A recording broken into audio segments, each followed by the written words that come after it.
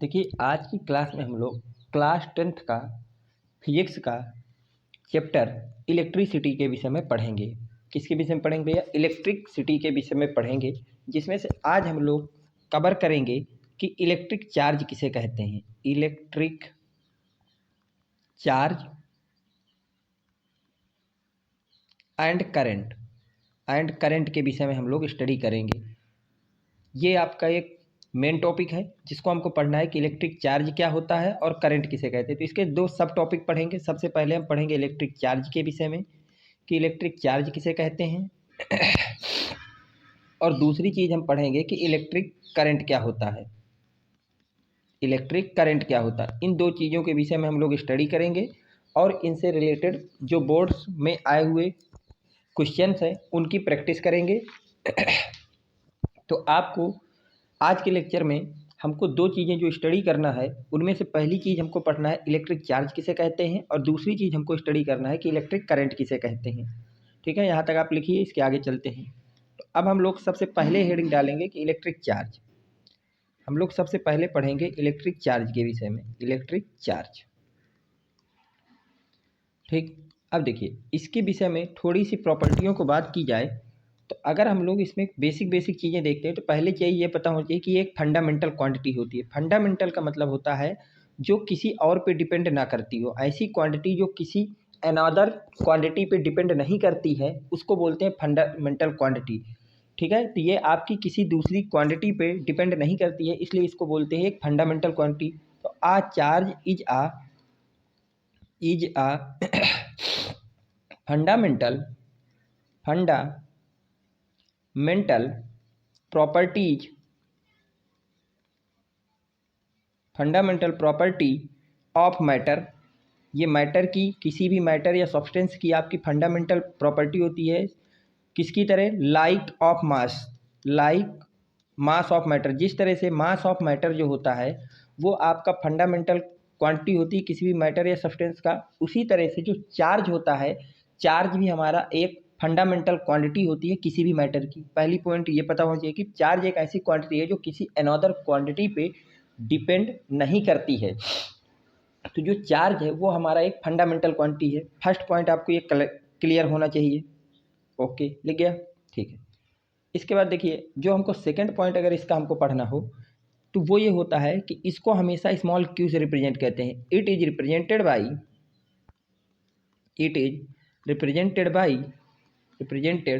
By small Q. इसको किससे represent करते हैं? चार्ज को भैया, इलेक्ट्रिक चार्ज को आप लोग स्मॉल क्यू से रिप्रेजेंट करते हैं। ठीक है, अगर इसकी हमको थर्ड प्रॉपर्टी पढ़ना हो तो वो ये होती है कि जो चार्ज होते हैं वो हमारे पास दो तरह के होते हैं। There are two types charge. जो चार्ज होते हैं वो हमारे पास दो टाइप के होते हैं। There are two types of charge. Charge जो होते हैं वो दो तरह के होते हैं। एक आपके पास होता है पॉजिटिव एंड दूसरा होता है निगेटिव चार्ज। दूसरा क्या होता है आपके पास भैया? Negative charge. चार्ज हमारे पास दो तरह के होते हैं, एक होता है पॉजिटिव चार्ज और दूसरा होता है निगेटिव चार्ज। तो हमको अब तक तीन क्वांटिटियों के विषय में पढ़ा। पहली क्वांटिटी चार्ज पढ़ा, चार्ज के हमने 3 पॉइंट पढ़े। पहला पॉइंट ये पढ़ा कि जो चार्ज होता है एक फंडामेंटल प्रॉपर्टी होती है किसी भी मैटर की। दूसरा, इसको स्मॉल क्यू से रिप्रेजेंट करते हैं। और तीसरी चीज़ ये पढ़ी कि चार्ज हमारे पास दो तरह के होते हैं, एक पॉजिटिव चार्ज होता है और एक नेगेटिव चार्ज होता है। अब देखिए पॉजिटिव चार्ज क्या होता है? जिसके ऊपर हमारा प्लस चार्ज हो उसको आप लोग बोलेंगे पॉजिटिव चार्ज। उसको क्या बोलेंगे भैया? उसको हम लोग बोलते हैं पॉजिटिव चार्ज, जिसके ऊपर हमारा प्लस चार्ज होता है। और जिसके ऊपर माइनस चार्ज होगा उसको आप लोग बोलेंगे निगेटिव चार्ज। यहाँ तक लिख लीजिए भैया आप लोग। लिख गया? ओके, आगे चलते हैं।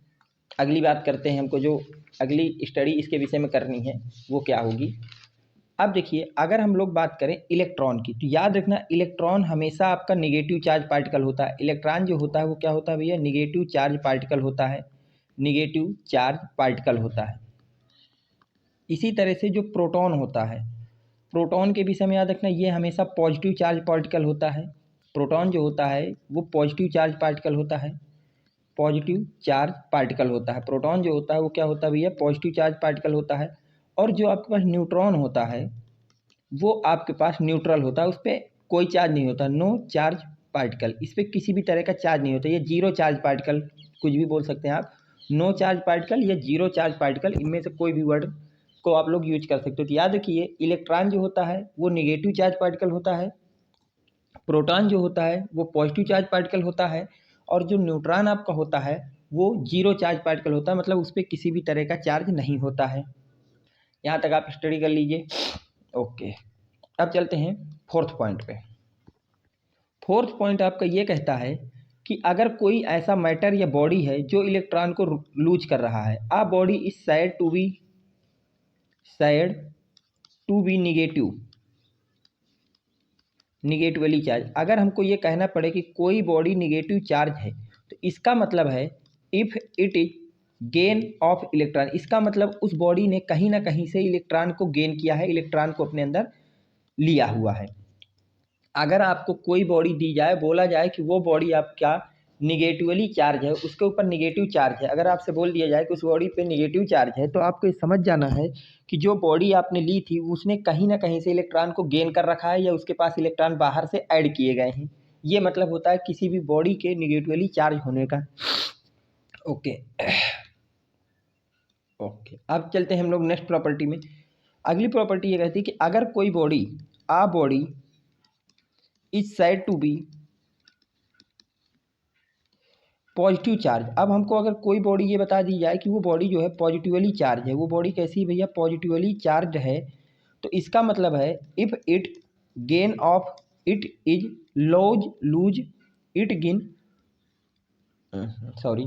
If it lose of electron, इसका मतलब है कि उस बॉडी ने आपकी इलेक्ट्रॉन को क्या किया भैया, लूज किया है।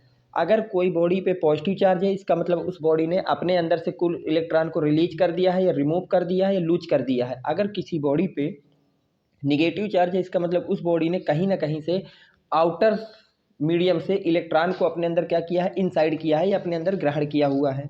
यहाँ तक आप लोग लिख लीजिए भैया, चार्ज की बेसिक प्रॉपर्टी है, लिख लिया। ओके, आगे चलते हैं। इसके बाद आपको ये पता होना चाहिए कि अगर आपके पास दो पॉजिटिव चार्ज हमने ले लिए, कितने भैया, दो पॉजिटिव चार्ज को ले लिया, दो पॉजिटिव चार्ज एक दूसरे के पास रख दिए जाएं। अगर हमने यहाँ से दो पॉजिटिव चार्ज लिए और दोनों के एक दूसरे के पास रख दिया, दोनों को क्या कर दिया भैया, एक दूसरे के पास रख दिया, दो पॉजिटिव चार्ज लिए और दोनों पॉजिटिव चार्ज को एक दूसरे के पास रख दिया, तो ये एक दूसरे को रिपेल करेंगे। Same charge are repel each other, यहाँ पे लिख लीजिए ना, same charges are repel each other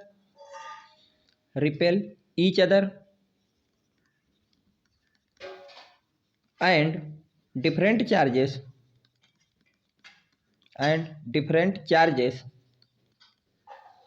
attract each other।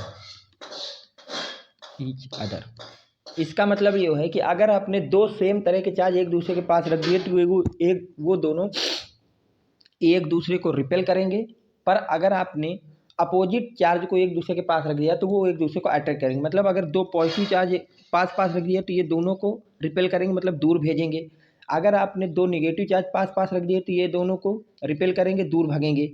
अगर आपने एक पॉजिटिव और एक नेगेटिव चार्ज रख दिया तो ये एक दूसरे की तरफ आएंगे, अट्रैक्ट होंगे, एक दूसरे के नज़दीक आने की कोशिश करेंगे। अगर एक पॉजिटिव और एक निगेटिव चार्ज रख दिया, सॉरी ये पॉजिटिव बन गया है, एक पॉजिटिव और एक निगेटिव चार्ज अगर आपने पास में रख दिया तो ये दोनों एक दूसरे की तरफ अट्रैक्ट होंगे। तो ये पॉइंट याद रखना, वेरी मोस्ट इंपॉर्टेंट पॉइंट है कि अगर आपके सेम चार्जेस एक दूसरे के पास में रख दिया है तो वो रिपेल करेंगे एक दूसरे को, पर अगर आपने अपोजिट चार्ज को एक दूसरे के पास रखा है तो वो एक दूसरे को क्या करेंगे भैया, अट्रैक्ट करेंगे। वो दोनों के दोनों क्या करेंगे, एक दूसरे को अट्रैक्ट करेंगे, वो दोनों के दोनों एक दूसरे को अट्रैक्ट करेंगे। ठीक भैया, यहाँ तक हो गया। अब देखिए नेक्स्ट पॉइंट आपका क्या कहता है। अब हमारे पास चार्ज जो आया उसको क्यू से रिप्रेजेंट करते हैं। इसकी अगर हम एसआई यूनिट की बात करें तो the SI unit of electric charge, जो इलेक्ट्रिक चार्ज होता है उसकी एसआई यूनिट होती है कूलाम। उसकी एसआई यूनिट क्या होती है भैया, कूलाम। उसको कैपिटल सी से रिप्रेजेंट करते हैं। याद रखना चार्ज की एसआई यूनिट आपकी कूलाम होती है। जो चार्ज होता है आपके पास उसकी जो एसआई यूनिट होती है वो क्या होती है भैया, कूलाम्स होती है। इस बात को भी याद रखना कि जो चार्ज होता है उसकी जो एसआई यूनिट होती है वो कूलाम्स होती है। एसआई यूनिट चार्ज की हमारी कूलाम्स होती है। जो चार्ज होता है हमारे पास उस चार्ज की जो एसआई यूनिट होती है वो क्या होती है भैया, कूलाम होती है। उस चार्ज की एसआई यूनिट जो होती है वो कूलाम्स होती है। इस बात को आपको लर्न रखना है। अब आ गया चार्ज का फार्मूले की बात। तो चार्ज का फार्मूला होता है Q equal to n e. Q equal to n e, जहाँ पे Q का मतलब होता है चार्ज। Q क्या बताता है, चार्ज, वो भी किस में, कूलाम में बताता है। ठीक है। N बताता है नंबर ऑफ इलेक्ट्रॉन, कितने इलेक्ट्रॉन गेन किए गए हैं या लूज किए गए हैं। N क्या बताता है, नंबर ऑफ इलेक्ट्रॉन की बात बताता है। और E का मतलब होता है चार्ज ऑफ इलेक्ट्रॉन। E का क्या मतलब होता है भैया, charge of electron, charge of electron. और इलेक्ट्रॉन का चार्ज याद रखना होता है 1.6 इंटू 10⁻⁻⁹ कूलाम। अगर यहाँ माइनस भी लग जाएगा। इलेक्ट्रॉन का चार्ज कितना होता है भैया, माइनस का 1.6 इंटू 10⁻⁹ कूलाम। तो याद रखना यहाँ पे Q, अगर आपको चार्ज निकालना है तो नंबर ऑफ इलेक्ट्रॉन आपको दिए जाएंगे सवाल में, वो रख देना है। और E की वैल्यू आपको याद होनी चाहिए। उसको नंबर ऑफ इलेक्ट्रॉन को इस वैल्यू से जब आप मल्टीप्लाई कर देंगे तो वहाँ से किसी भी बॉडी पे टोटल चार्ज आपके पास निकल के आ जाएगा। टोटल चार्ज आपके पास क्या हो जाएगा भैया, निकल के आ जाएगा। तो यहाँ से आपको पहला फार्मूला इस चैप्टर का मिला, Q इक्वल टू एनी, जहाँ पे Q का मतलब है चार्ज, N का मतलब है नंबर ऑफ इलेक्ट्रॉन और E का मतलब है चार्ज ऑफ इलेक्ट्रॉन। तो पहला फार्मूले में कोई दिक्कत हो तो आप बताइए। ठीक है, यहाँ तक लिख लीजिए, फिर आगे बात करते हैं। ओके, चलते हैं भैया आगे। अब देखिए, अगर एक हम लोग नोट पॉइंट लिखते हुए चलें, यहाँ पे एक सबसे ज़रूरी चीज़ है, बहुत अच्छा और बहुत इम्पोर्टेंट।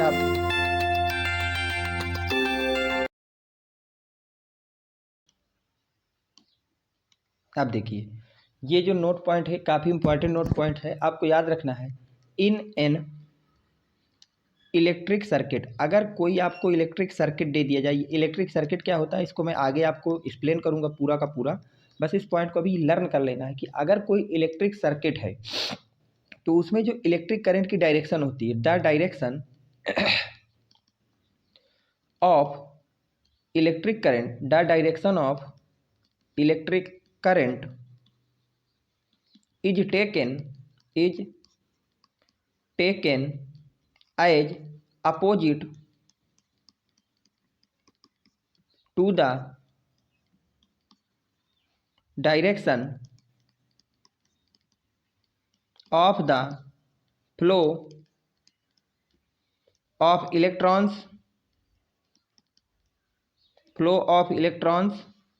which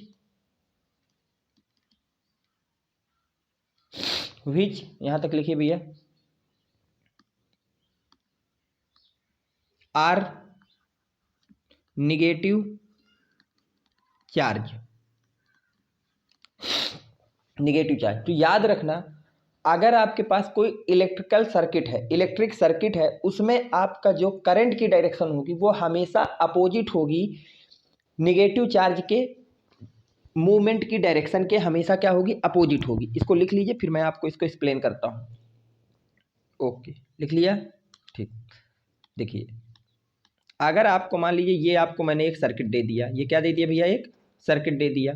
अब इसमें करंट यहाँ से जा रही है, करंट यहाँ से इस तरह से जा रही है। तो अगर करंट को आई से रिप्रेजेंट करते हैं, वो आगे हम बात करेंगे, इधर को जा रही है। तो अगर आपसे कोई पूछे इस सर्किट में निगेटिव चार्ज किधर को फ्लो करेगा, तो जस्ट अपोजिट, करंट के जस्ट अपोजिट डायरेक्शन में निगेटिव चार्ज आपका फ्लो करता है। ये पॉइंट आपको बिल्कुल याद रखना है कि करंट किधर को भी मूव करे, जो निगेटिव चार्ज है, यानी कि जो इलेक्ट्रॉन है, निगेटिव चार्ज कौन होते हैं, इलेक्ट्रॉन, वो हमेशा करंट के अपोजिट डायरेक्शन में मूव करेंगे। वो कहाँ मूव करेंगे भैया, करंट के अपोजिट डायरेक्शन पे मूवमेंट करेंगे, हमेशा करंट के अपोजिट डायरेक्शन पे मूवमेंट करेंगे।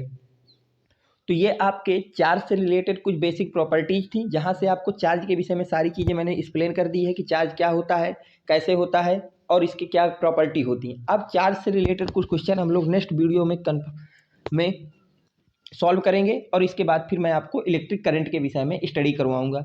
ठीक है, इस वीडियो को ज़्यादा से ज़्यादा शेयर कीजिए। Thanks for watching, next video coming.